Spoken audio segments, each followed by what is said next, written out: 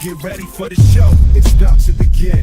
Pro fan talk when we dive right in. Sports talk, hot takes, ain't nothing we lack. We the real fans, nothing holding us back. Mic check, 1, 2, y'all know the drill. We bringing the energy, we keep it real. From touchdowns on the Cordero on the slam dunks on the court. Every sport, every game, we holding down the fort. We breaking down the plays, dissecting the stats. Pro fan talk, we keeping it fat. Debating with passion, no filter, no doubt. We the voice of the fans, we scream and we shout.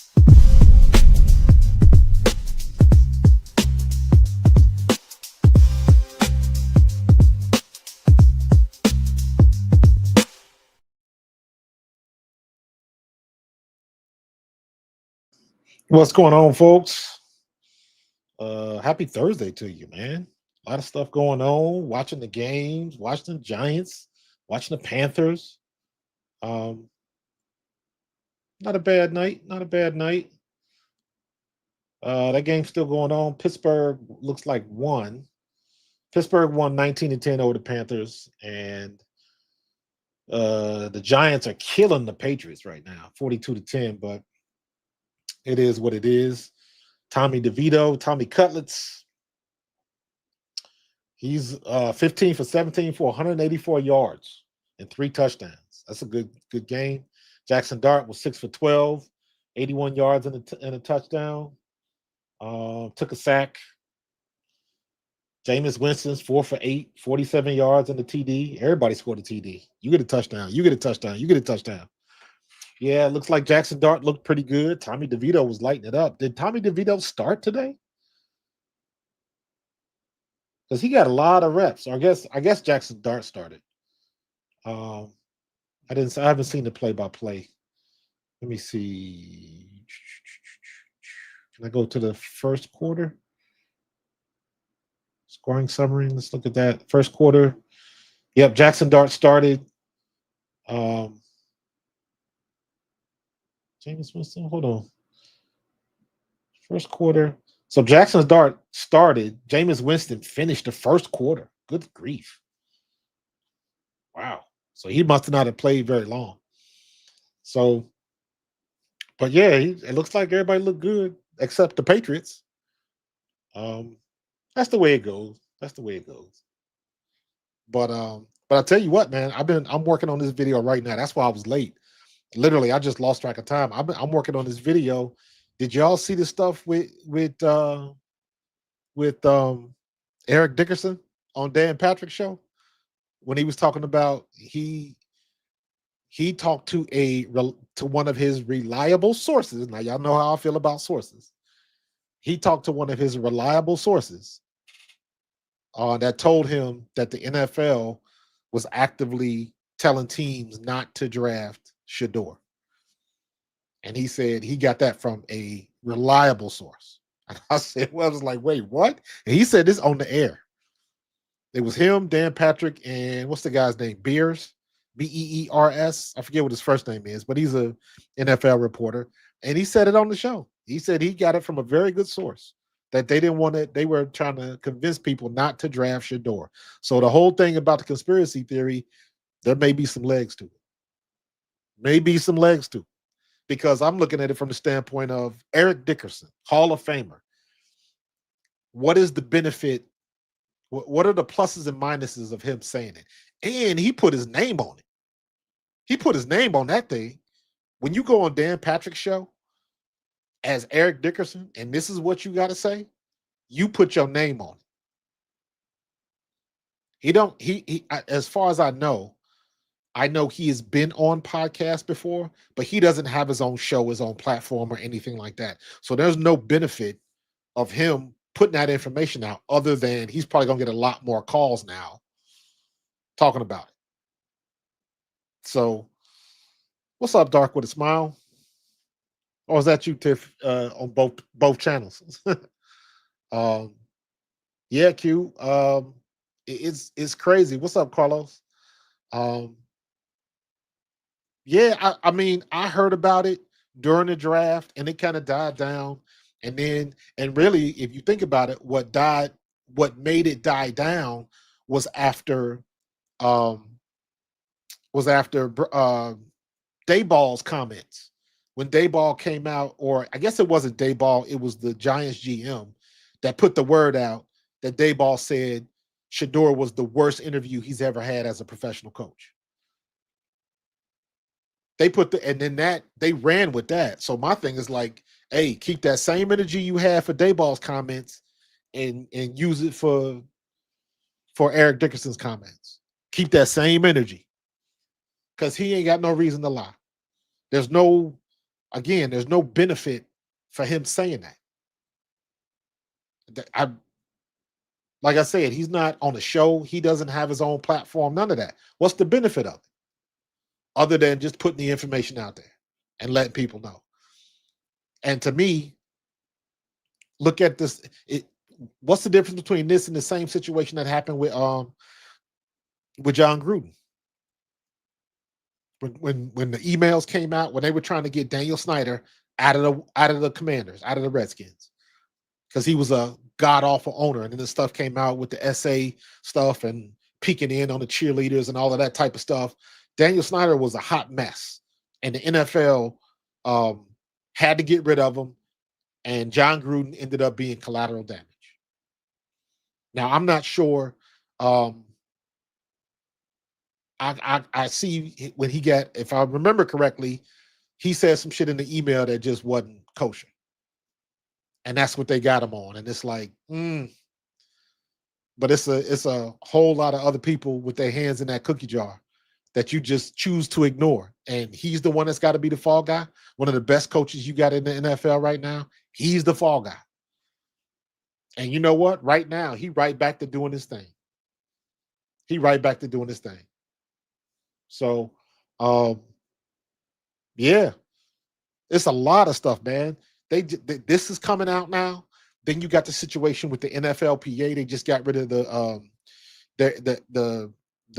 president of the NFLPA.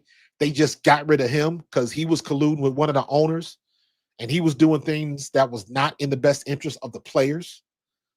So they kicked him to the curb with the quickness. And once that information got out, the dude from what's his name? Dan Lebitard, one of the guys on his show, broke that story. So yeah, the NFL, yeah, they PR right now is not is not at an optimal level. And then you got Jerry being Jerry. You got arguably one of the best players in the NFL right now. You don't want to give him a contract. And every day they show him sitting on the folding chair at practice, watching everybody else. Yeah, NFL ain't in a good one. They ain't in a good place right now. What did he say? Let me see. Hold on. I'll find it. Hold on for a second. I'll see if I can find it. I just had it up. Now I can't find it. Hold on. Do I want this one or do I want another one? Let me see. I know. Let me see if I can find it in my history. History. Nope. Nope. Let's try this one. Nah, it's the same stuff. Let me see if it's over here. History. Hold on. Nah, dang it. I was doing stuff with Alien Earth. Hold on, let me see.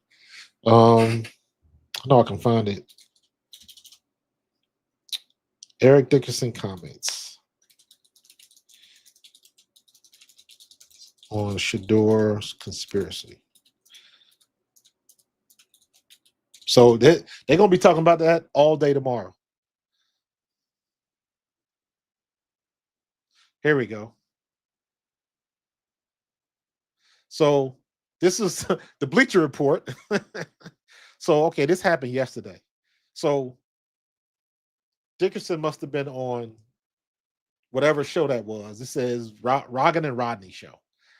So it says Dickerson claimed on the Rogan and Rodney show that a very good source within the NFL told him that the league instructed teams not to draft Shador Sanders. Make an example out of him. He further alleged that this source said the NFL specifically contacted the Cleveland Browns, who ultimately drafted Sanders in the fifth round, and advised them not to select him. This claim comes amidst widespread speculation regarding Sanders' unexpected fall in the draft, especially given that many analysts had projected him as a potential first round talent. Some suggested Sanders' personality and his father Dion's strong opinions on his draft destination might have played a role in the team's decision. I agree with that. However, the notion of coordinated efforts in the league to influence draft picks raises serious questions, and it's supposed to raise serious questions.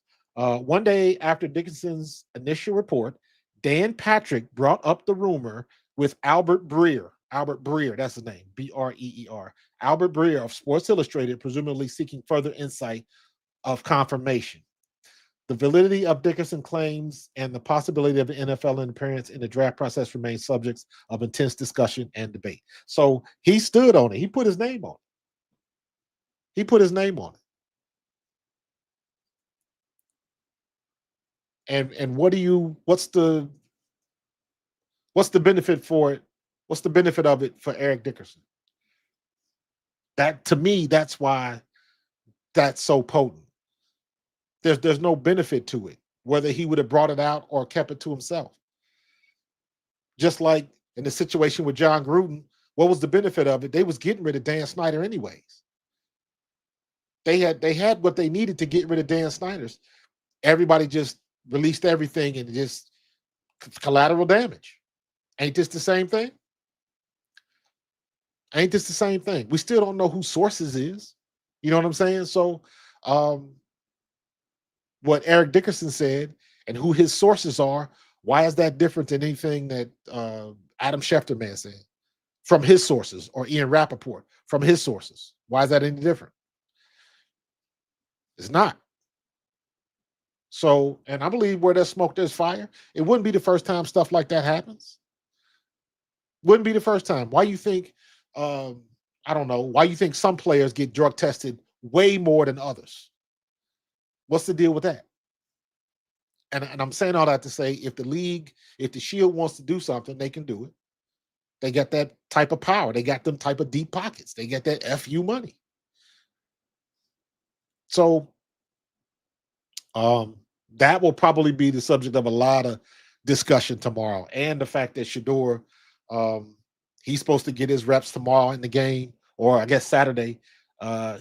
It's going to be Joe Flacco, Dylan Gabriel, and then Shador Sanders is probably going to get the all of the fourth quarter, maybe most of the second half. Because I think if the Browns play it smart, Joe Flacco is going to play maybe one or two series. Maybe one or two series. He doesn't need to play any more than that.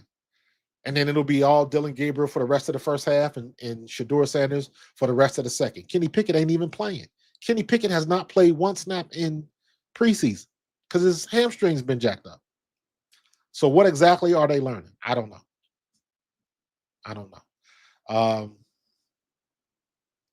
Yeah, Mortis, I don't understand that either. But again, this is where you get into the ists and the isms. You know what I'm saying? This is when you get into that. So is it, let me say it like this. Is it true? I don't know. Is it possible? Absolutely. Absolutely. Because they can figure out who they want on a team, who they want to coach.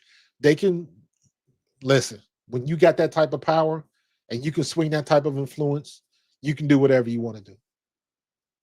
You can do whatever you want to do. Just to make the comparison with the WNBA, if Kathy Engelbert can wiggle her way in and prevent a sale from the Connecticut Sun from Connecticut to Boston for $350 million, and she trying to undercut the deal for $250 when the team in the people in Boston was going to give them $350 million or $325, I think it was. How does that happen? How does that happen? I'm working on that now. I gotta look into who is the guy that wants to buy the team, because the NBA must have something against that guy. because that makes no sense that you're going to automatically take $100 million less for a franchise. I don't understand that, but they'll figure it out. But as far as this in the NFL, hey, where there's smoke, there's fire. They said the same thing when the John Gruden emails came out when it first started happening. Like, I don't know if I believe that. Where these emails come, and then slowly but surely, more information came out. He was like, "Well, he just got caught up in it because it wasn't about him; it was about Dan Snyder." But he got caught up in it, and they couldn't avoid it, so they had to deal with it. Why is this any different? But all they're going to do is they're going to put out a statement about it, and they're going to keep it moving. They're going to have the right people in the media say they don't believe it. I don't care what anybody says. I don't believe it. Blah blah blah. They're going to put that out there, and the story eventually is going to go away. Watch what happens. Watch. It'll be interesting to hear what Colin Cowherd says about it. You know, Uncle Ocho gonna have something to say about it. Look at the people that are on the outskirts. Colin Cowherd, Skip Bayless. Then it'll be interesting to see what does Stephen A. Smith say. The people that still tied to ESPN and the Disney train and all of the money that Disney and the NFL are hand in hand now. So it'll be very interesting to see how this rolls out on the worldwide leader. It'll be very interesting. So, um, Andrew, I just saw that, man. Hey, listen, man. Andrew, you always coming here with your New York Liberty stuff, man. I done told you, man. Anybody can get got. You said that the last time when Indiana beat you. Anybody can get got in the WNBA right now. There is no team that is dominating right now. The championship right now is up in the air. Las Vegas was playing like hot garbage the first half of the year. Now all of a sudden, Asia Wilson done flicked the switch and you can't stop her. So guess what? Right now, in my opinion, the two top prospects for MVP is Asia Wilson and Sabrina Ionescu. And she got dinged up. I hope her ankle's all right. She ended up finishing the game, but so we'll see. Um, but yeah, it is. It is, Tiff. But at the end of the day, NFL means not for long. NFL means not for long.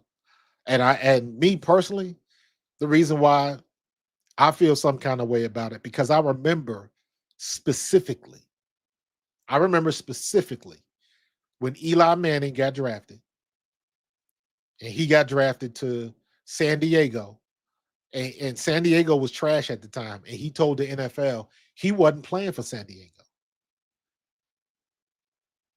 and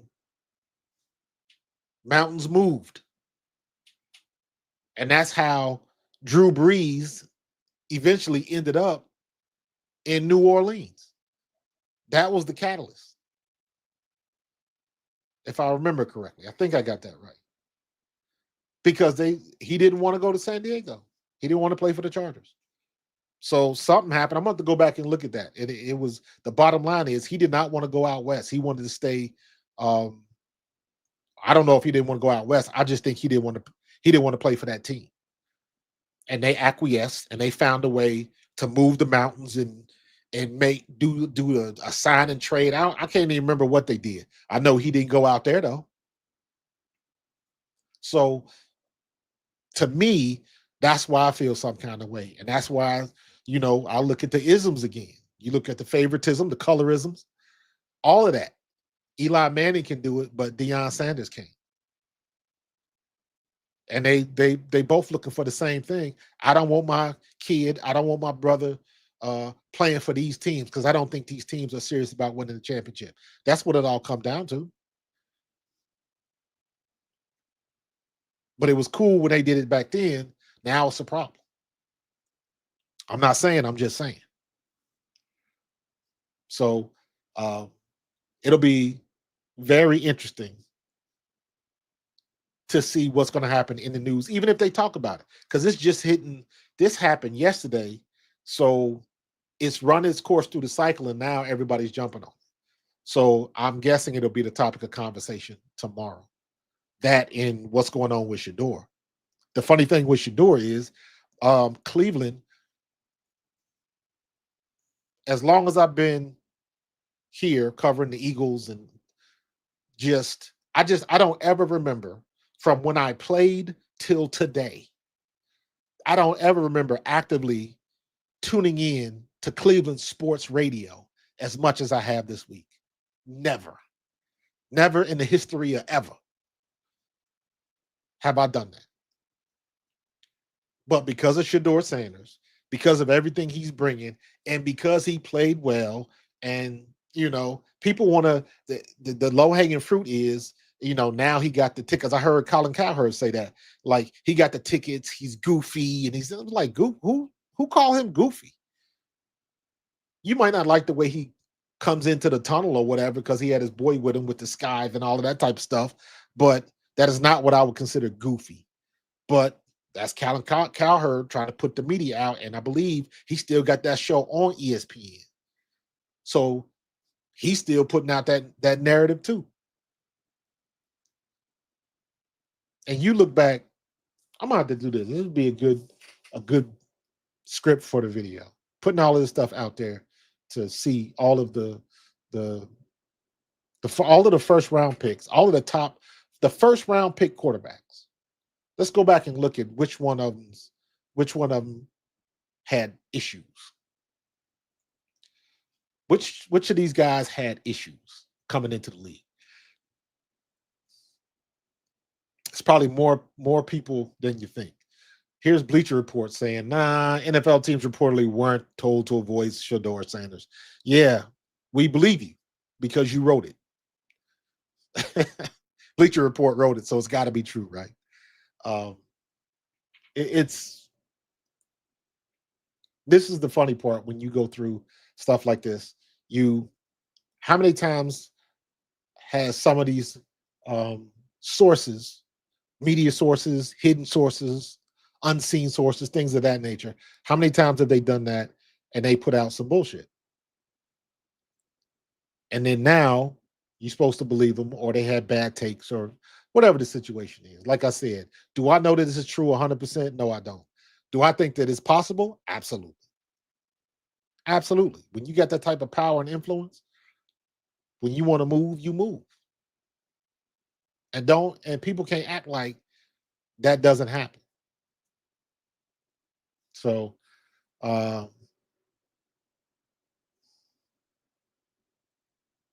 nah, I don't want to see that. I wouldn't want to see that.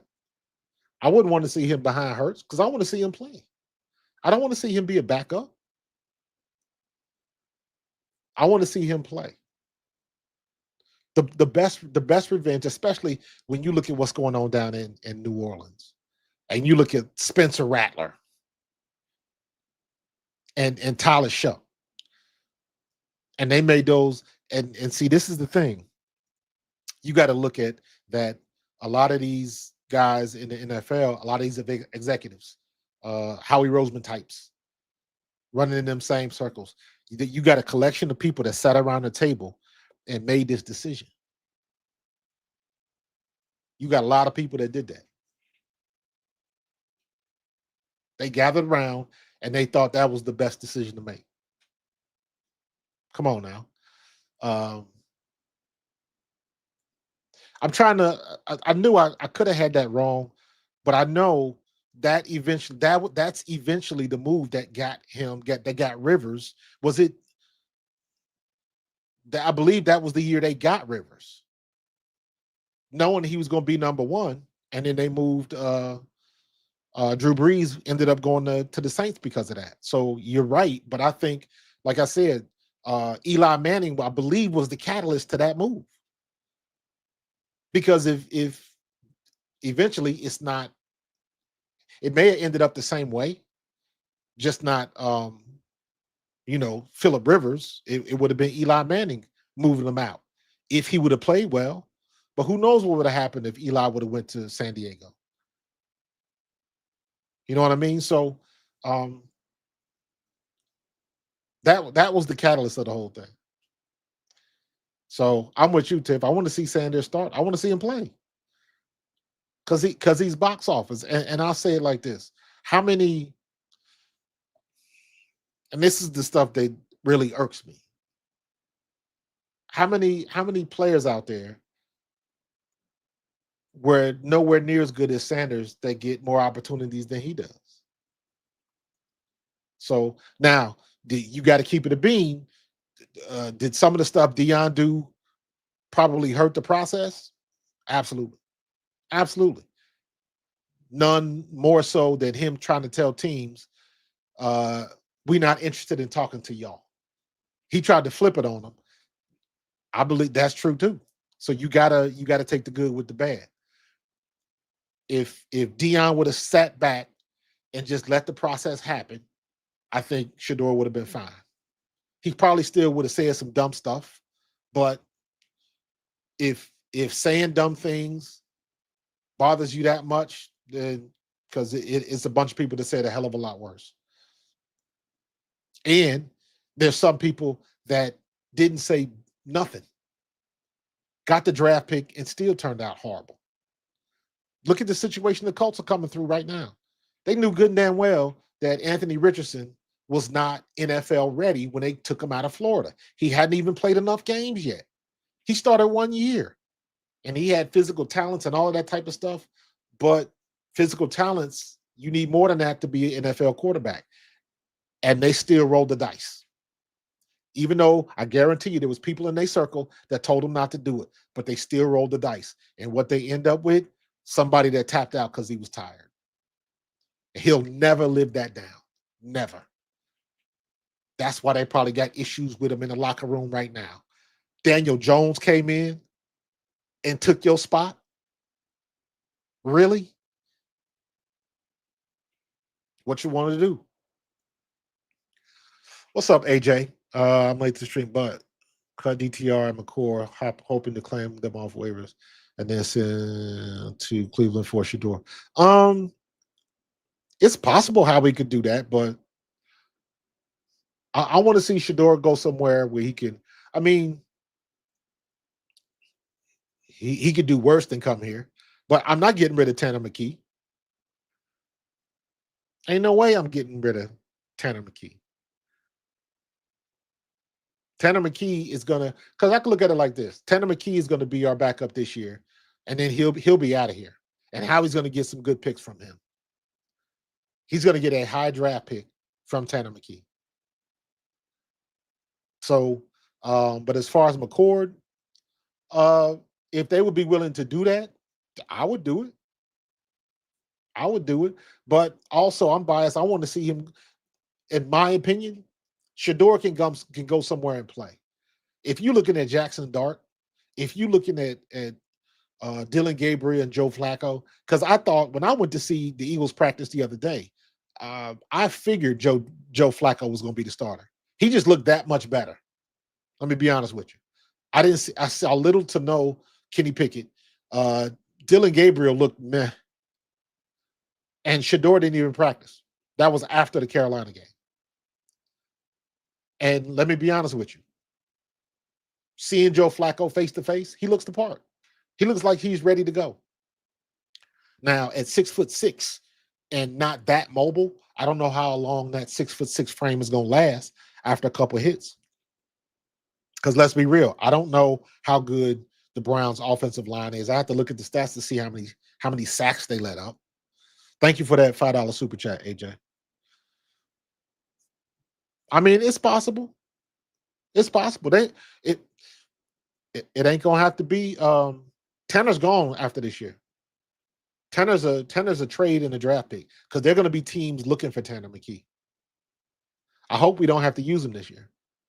I hope Jalen stays healthy. You hope all your quarterbacks stay healthy. But so we'll see.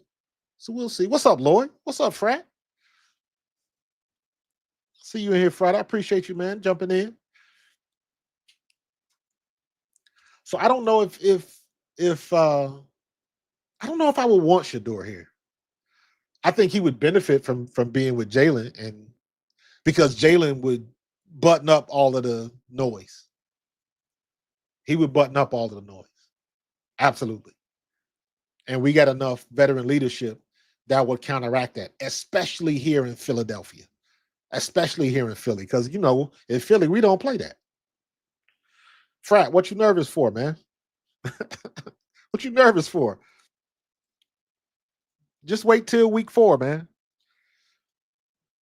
For y'all that don't know, week 4 is when I would officially give an opinion on the Eagles or any NFL team. Week 4. You can do it before or after the game, but week 4. That gives you 3 games on film.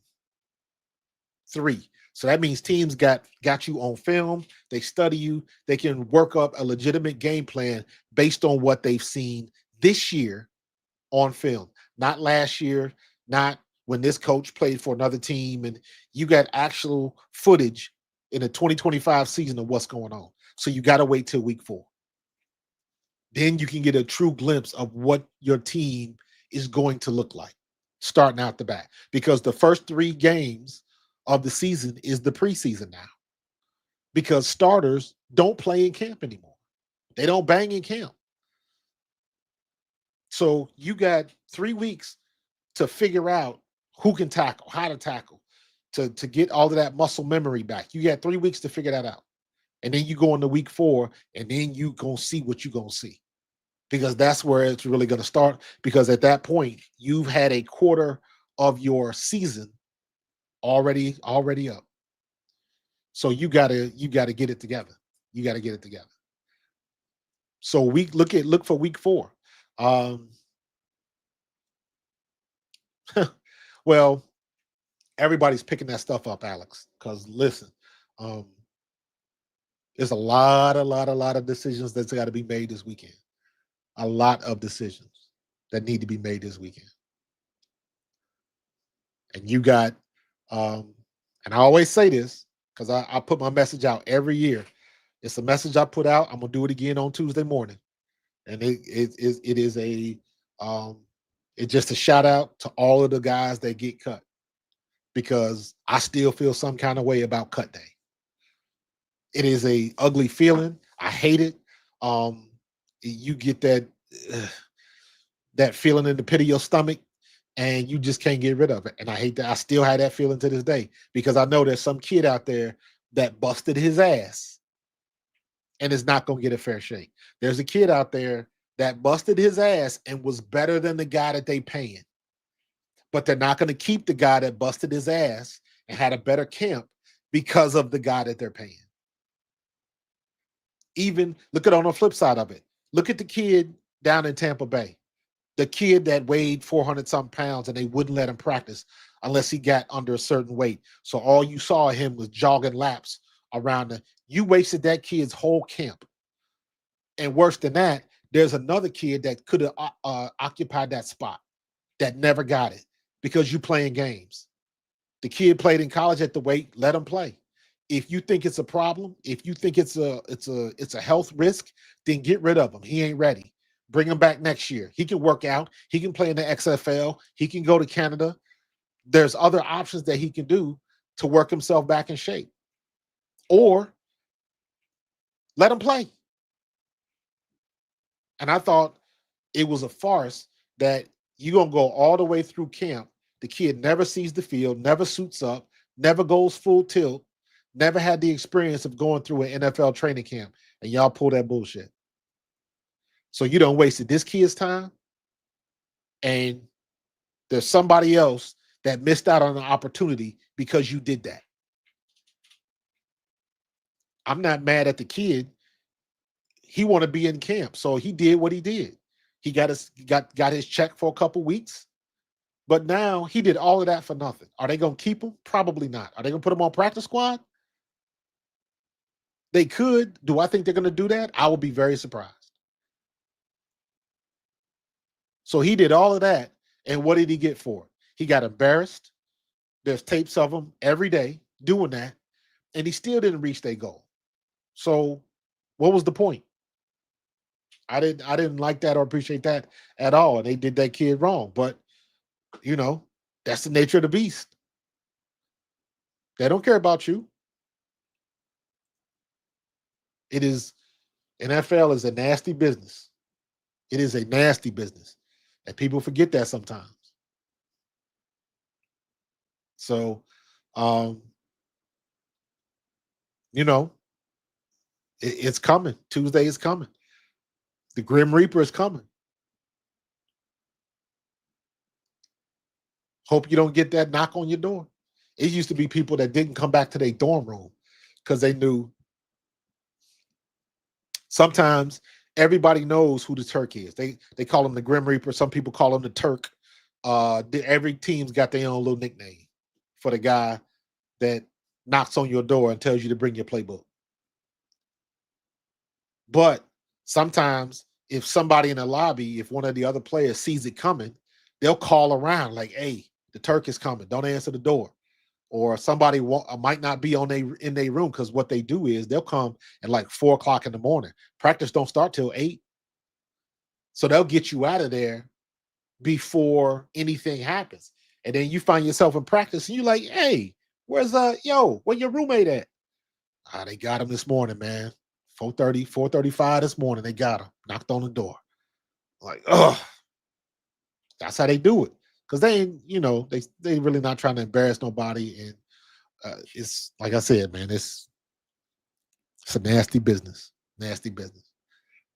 But it's like that. It was like that when I played. And ain't nothing changed. There's gonna be some guys and you're like, damn, I just knew he was gonna make it. And they don't.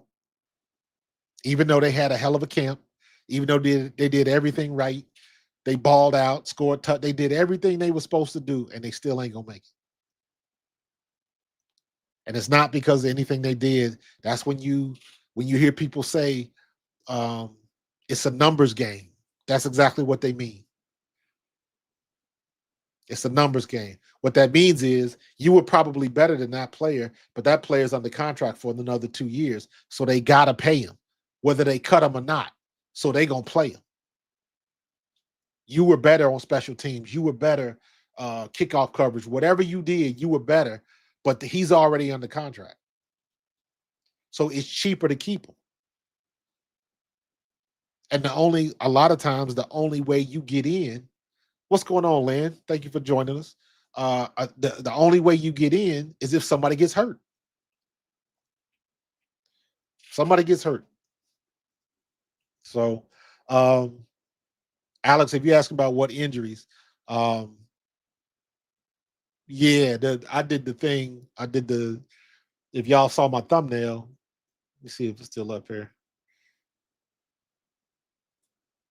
There we go. That's my thumbnail right there. This one.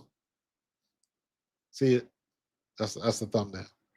We live.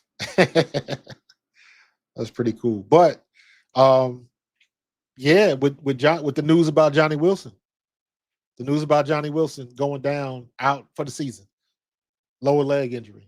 Um, so damn it, Asia Wilson doing it again, 52-42 over Mercury. So it's everybody's going through it, man, and it's like we limping to the starting gate, not the finish line. We limping to the start. So I went through my me and Tone did an original 53 man roster, right? That's just blown out of the water with all these injuries because you don't know what's going to happen now. You have no idea what's going to happen. So, Alex, if you're talking about CB2, you talking about Jacorian Bennett? Jacorian Bennett going to end up starting. They got to leave. They got to leave Cooper DeJean where he is. Cooper DeJean, I agree with what Mina Kime said. Cooper DeJean is an elite nickel corner. Why would you take him from a spot that he is elite at? You know what I'm saying? So, but this is where you say, and well, let me say it like this. This is where we, as Philadelphia Eagles fans, have been spoiled the last 3 seasons because we've had coaches that have been above board. They have reached and exceeded all expectations. Did anybody think that Jonathan Gannon was going to have a defense that good? And we did. And we did. It was good until the Super Bowl, but you understand what I'm saying. You understand what I'm saying. So, um, Jeff Stoutland, Vic Fangio, the two. Vic Fangio is one of the best in the league. Jeff Stoutland is the best in the league. And right now, Vic Fangio, I got faith in him that he is going to make the right decision. We already know that Keely Ringo has been demoted. I was a ride or die for Keely Ringo, and he just didn't get it done. Tape don't lie. Tape don't lie. He got good speed, good size, good physicality. He just can't turn his hips. His hips are slow, and he takes bad angles and all the stuff that you don't want to see. And if he was a starter, he'd be toast. He's the kind of guy, and I hate even saying this because, like I said, I was riding for Ringo, but he's the kind of guy. If you're putting together a game plan, you're trying to find out where he is, and we are going to attack him. And the way you attack him is you move different guys into his spot, and you run him to death. Every play you go at him, and you run him to death until they take him off the field. And that's what happened. That's what happened when Bradbury in 23. Bradbury was horrible. Bradbury was solid. He was Pro Bowl in 22. He wasn't first team, but I believe he made it to the Pro Bowl in 22. And then 23, I don't know what happened. He fell off a cliff. He didn't decline. He fell off a cliff. He looked like he was running an oatmeal. Just couldn't. Just looked like he just lost his speed. And then he played hurt all last year. Ended up getting a ring out of the deal. I ain't mad at him. Not mad at him a little bit. So Tiff is he did take his opportunity. That's the thing you got to understand. He took his opportunity, and then you just realize he's not it. He's not that guy. You got to come to grips with it. Happens every year. Happens with guys that are first rounders, second rounders. First three rounds is the guys that usually stick around, but you'd be amazed at how many times teams miss those guys. How many first round quarterbacks miss? Remember Malik Willis? I'm not sure if Malik was a first rounder, but I think he was. I think Malik Willis was a first rounder from Tennessee.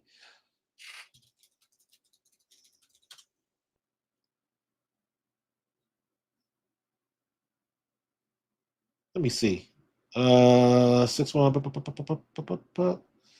Current team, the Packers. He was drafted by the Tennessee Titans. Trying to, where's the Wikipedia? Wikipedia will tell me. 6'1", 220. So he's basically the same size as Jalen Hurts. 6'1", 225. Right? Drafted by the Titans. He was, what was his draft status? Third round pick. Okay. So he was a third round pick, 86th pick. So, but even here, third round, 86th pick. Malik Willis better than Shador Sanders? No. What's the guy from Kentucky? Um, Another Tennessee, the Willis, the mayonnaise dude. Is he better than Shador Sanders? No. But they took him. They took him. If you want somebody bad enough, you'll get him. So yeah, Lloyd, we yeah, that's pretty much it. And then of course what happened to Johnny Wilson today. I mean, it happened yesterday, but it was official today that he's out for the season. So um uh Lynn, who you talking about? Oh, Keely Ringo? Yeah, yeah. He listen, man, and the kid is 6'2", runs a 4.3. but his change in direction, not good. Not good at all. So, um, yeah, again, Vic Fangio, he'll make the right decision. Vic Fangio is old school. If it's not showing up on film, it's not happening. If it's not happening, you will not be playing for Vic Fangio. So Jacorian Bennett has played better. Adoree Jackson's been a little better, not much. And we're gonna see more from him tomorrow. And we got I don't think Keely Ringo's even playing. I don't think he's even playing. I don't think they're gonna move him to safety because you got Makuba and you got Sidney Brown. And Makuba's gonna end up starting if he can stay healthy. Good grief. We back to the healthy stuff again. So it's not sometimes it's not if the better team wins. It's the healthiest team does usually the best in the playoffs. The healthiest team. Like and I've said this before, most people don't realize how close we were to disaster that game against the Rams. That game against the Rams, Jalen Hurts was half an inch away from his knee blowing up. The way he got tackled, got bent back, all of that type of stuff. Only by the grace of God did that dude's knee didn't pop. Because if you go back and you watch that play and you see how he got bent backwards, it was not pretty.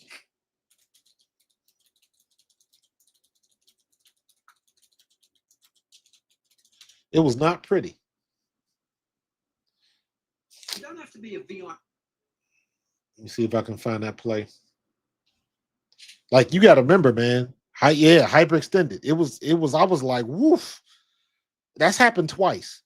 Um, both times against the Rams. In 23, was it the Rams or I think it was the Rams when we played in LA in 22, in 23. That was one of the best games Sean Desai had because that was in the second half. The defense came out and they shut down Cooper Kupp and Stafford, and we really put it on the Rams. But there was a play where Jalen Hurt broke a tackle and his knee buckled. Like I saw it because when I was watching the game, I yelled out loud when I saw it. It was scary.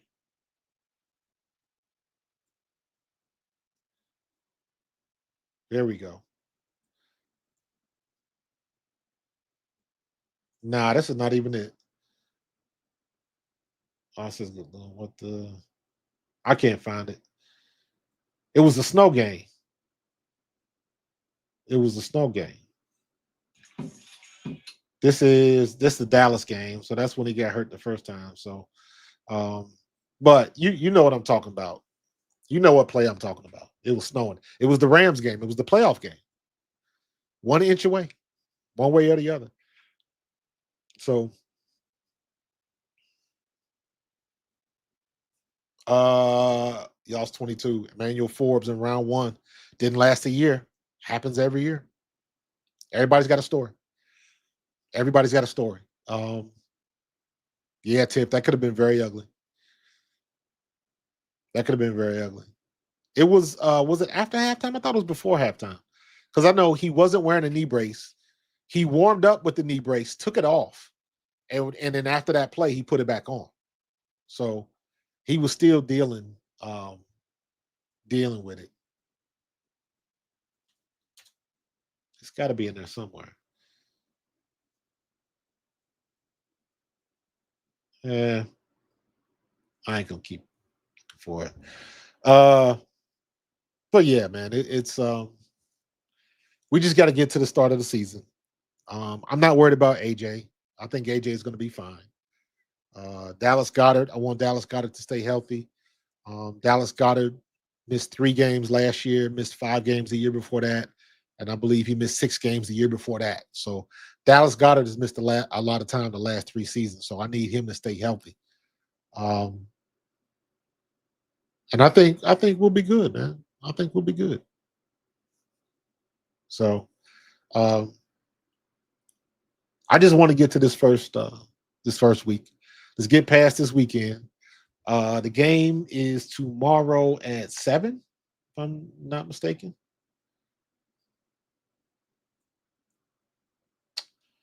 Let me see. And not for nothing, man. Everybody, I'm looking at this because I see you go to the NFL page and Jackson Dart pops up, right? Um, Everybody pump the brakes because I tell you, watch what happens. They did it with Shador. They tried to do it with Dylan Gabriel, but um, he'll be part of the lead story tomorrow. His highlights will be everything tomorrow at 4:30. That ain't right. 7:30. Alex, you must be on the West Coast, bro. You must be on the West Coast. 7:30 here on the East. So, um, but yeah, but tomorrow, watch Jackson Dart be all over ESPN tomorrow. Watch, because he in New York, and it's like you gotta pump your brakes. You gotta pump your brakes because it's gonna be a whole different ball game when the regular season start. And people start game planning this kid, dropping blitzes on him, hidden coverages, all of that type of stuff. And that's why you, even with Shador and Dylan and all of that type of stuff, you got to wait till you see it. You got to wait till you see it. What you see in preseason, man, all of these damn vanilla defenses, uh, you don't get what you're supposed to see. Not in preseason because don't and nobody wants to show anything. So all the defenses are vanillas. They're not running stunts. They're not running schemes. They're not doing any of that. And then when the season starts, you amp it up a bit. You amp it up a bit. So, and then even if sometimes you do get guys that get the hot starts, and then teams catch up with them. Teams catch up with them. So we'll see. We'll see.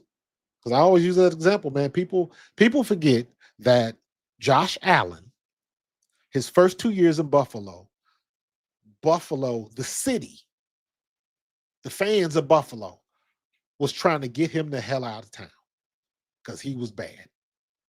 He was very bad. But you got to go through the process. You got to go through the process. So um, we'll see what's going to happen. We'll see what's going to happen. So um, can't wait. Can't wait for this weekend. I dread Tuesday, but look for my video probably Monday night about cut day. Um, so yeah, it's gonna be fun. It's gonna be fun. So I'm gonna get out of here. I'm gonna keep working on my video for tomorrow. I'm gonna release that. This is what I'm gonna do. If you are a member, if you are part of the membership, if you're part of the squad, please become a member. But what I'm gonna do is I'm gonna finish that video tonight, and I'm gonna release it to all of the members first. And I'm gonna release it to all of the members, and it'll release publicly tomorrow at like 10 a.m. or something like that. So, um, so we'll see, we'll see. But yeah, if you're not a member, please become a member, and I'm gonna put this video out first. So I'm gonna get with that. Pretty interesting stuff. Pretty interesting stuff. So this is gonna be a crazy weekend. Gonna be a lot of decisions made. Michael Parsons still sitting in the folding chair on the sideline. All this type of stuff. I do want to watch.